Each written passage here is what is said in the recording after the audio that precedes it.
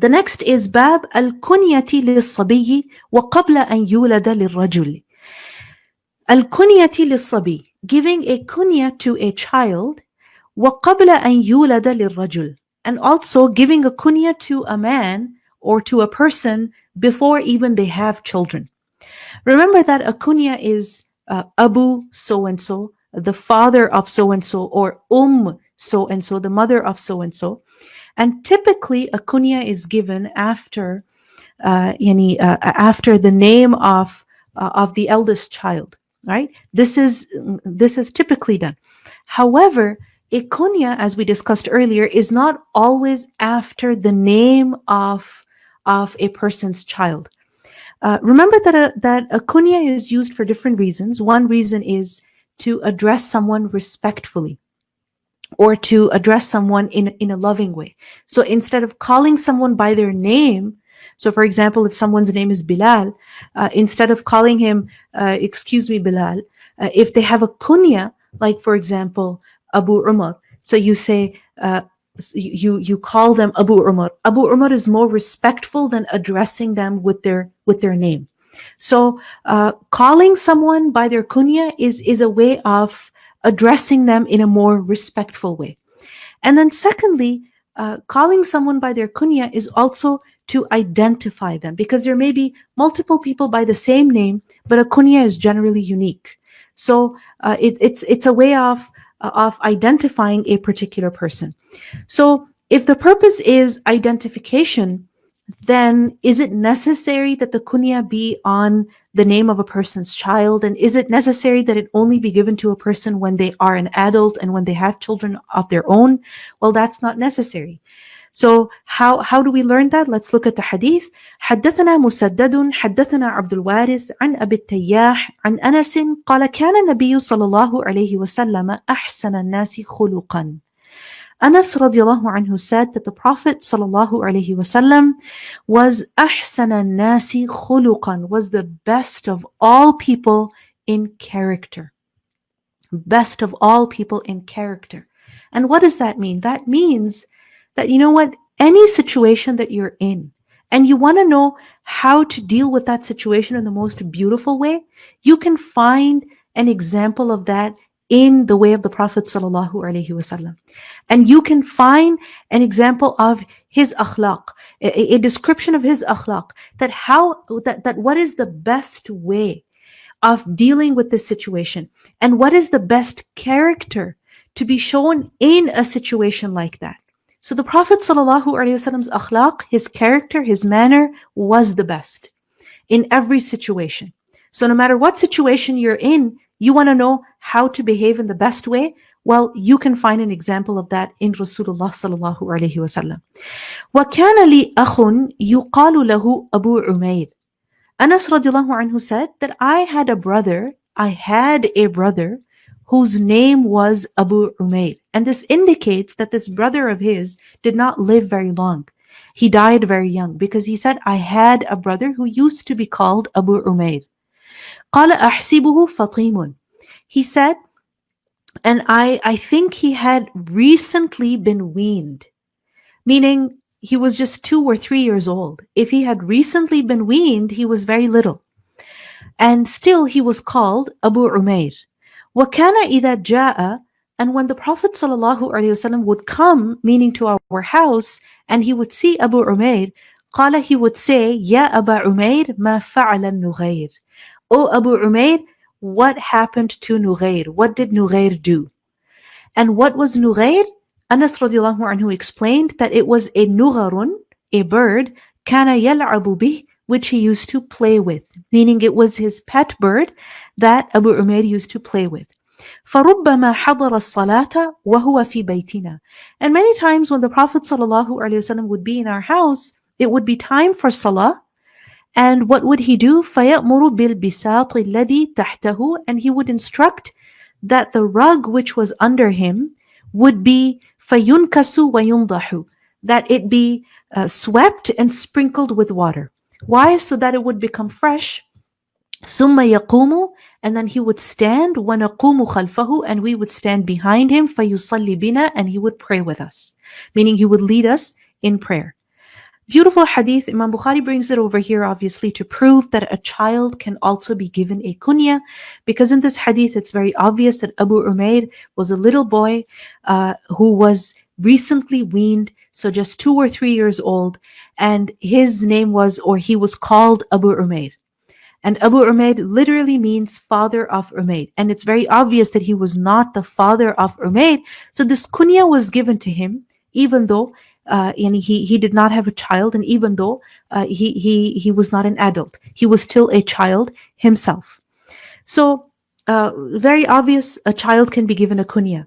Now, it is said that Abu Umayd was actually the same child of Sulaym radiallahu anha, who passed away while he was still little, and while Abu Talha radiallahu anhu was traveling. And when he returned from a trip, he came home. She did not even tell him that their son had died. And later in the morning, the next day, is when she informed him that their son had died. So it was this son, Abu Umayd. And Abu Umayd, we learned that he had a pet bird.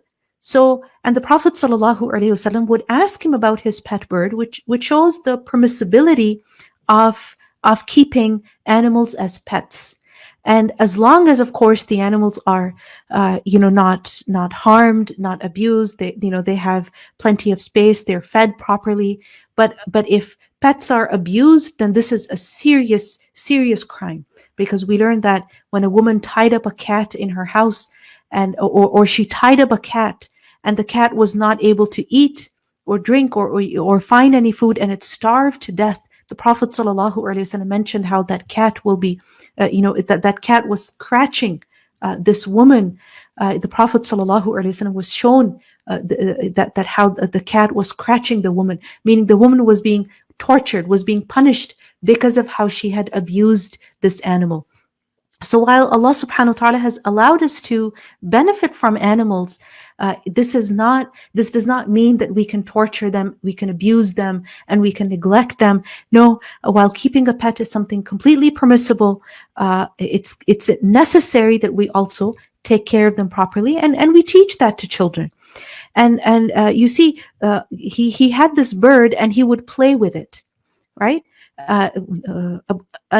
Anas radiallahu anhu said that نُغَرٌ كَانَ يَلْعَبُ بِهِ. It was a bird which he used to play with, meaning it wasn't just a bird that was kept in a cage. Rather, he would actually play with it, meaning he would actually handle it, right? So this shows that if children are, handling the animal properly, then allow them to play with the animal safely, then this is something permissible. And it's necessary, for children to be connected to nature. These days, subhanAllah, little children even have gadgets in their hands. Little babies are drawn towards phones. And when it comes to, natural things in the world, when it comes to sand and, leaves and plants and animals and things like that, they feel so disconnected. So it's necessary that we let them connect with the world that they are a part of. And we don't stop that, we don't prevent that from happening in the name of piety, because we see that the Prophet ﷺ approved of this, and he would even ask Abu Umayd about his pet bird, that what happened to it, where did it go? And we learned that when this bird died and Abu Umayd was crying, the Prophet ﷺ also consoled him. And this also shows us how the Prophet ﷺ, he would interact with children, he would talk to them, and he would visit the companions in their homes, and he would also pray over there. And Anas radiallahu anhu, he gave all of this description after saying that the Prophet ﷺ was the best of all people in akhlaq, in character. So character is not just in professional settings. Character is not just, from a microphone. Character is not just over email. Character is not just, in business dealings. Character is also about visiting people. It's also about talking to people. It's also about talking to people about their interests. It's also about sitting with them and eating with them and praying with them and praying on time with them. And all of this is part of good akhlaq. And so, in the name of piety, it's not right that we cut off from people, that we completely, disconnect with them, that, we're not interested in the petty things of the world. And, we don't waste our time in these petty worldly matters. The Prophet ﷺ was not like that. He was the best of Allah's servants, and he was the best of people in character. And his beauty was in remembering Allah subhanahu wa ta'ala in all of his situations, in all of his interactions. And we see that he interacted with children, he interacted with women, he interacted with men, but always in a way that was dignified, that reflected, remembrance of Allah subhanahu wa ta'ala, and beauty at every level. And going back to the issue of kunya, remember that the kunya of some of the companions was not on their children. And we discussed this earlier also. Like, for example, Abu Bakr radiallahu anhu, he was called Abu Bakr even though he didn't have a child whose name was Bakr, right? Abu Huraira radiallahu anhu was given that kunya. Huraira is a little cat, a kitten. So he was given that name because of his cat, not because he had a child whose name was Huraira, right? So such a kunya is not a false statement, all right? A kunya of this nature is not a lie, because some people become very rigid. They become really extreme, black and white, all right? Which means that you can be given this kunya only if you have a child who has this name. And if you don't have a child, then you cannot have a kunya. And if you don't have a child with this name, then you cannot have this kunya. And if you have this kunya, then you're lying and you're spreading lies, and lying is in hellfire, and so on and so forth. Some people, they become extremely rigid, and this is something that is against the sunnah.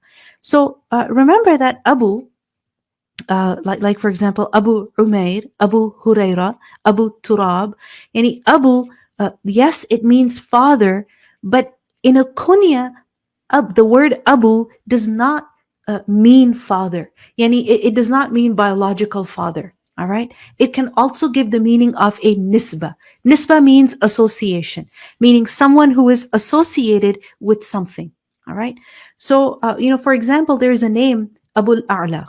Okay. Abu al-A'la. Al-A'la is one of the names of Allah. All right. Abu means father. All right. Literally, it means father. But what is meant by this name or this kunya is a godly person, or like in Urdu, in Hindi, it is said Allah wala. Right? So a godly person, someone who remembers Allah, all right? Someone who is a servant to Allah. So the word Abu is not to be taken literally. And this is something common in the Arabic language. You have, for example, the word Ibn Sabil. A traveler is called Ibn Sabil. Now, Ibn Sabil literally means, Ibn means son, and Sabil means road, all right? So literally it means the son of the road. Now, why would you call a person the son of the road? Are they literally the child of the highway? No, that's not what it means. What is meant is that this person is on the road. They're traveling. All right. So a kunya, remember, is not to be taken literally. Okay. And this is very important to understand, because there are certain, matters that are coming up in Kitab al-Adab, which show that when it comes to language, things are not to be taken literally. You cannot overlook the context. You cannot overlook the figure of speech. And if you start taking things literally, and you start looking at things as black and white, and you say this is false, this is true, this is a lie, and this is haram, and this is going to hell, and you're only going to make your life difficult and other people's life miserable, and people are going to start avoiding you and disliking you. And besides, this is against the sunnah. We shouldn't always be looking for things and people to cancel, right? For people and things to, speak negatively of and to bash all the time. This kind of behavior and mentality is very unhealthy.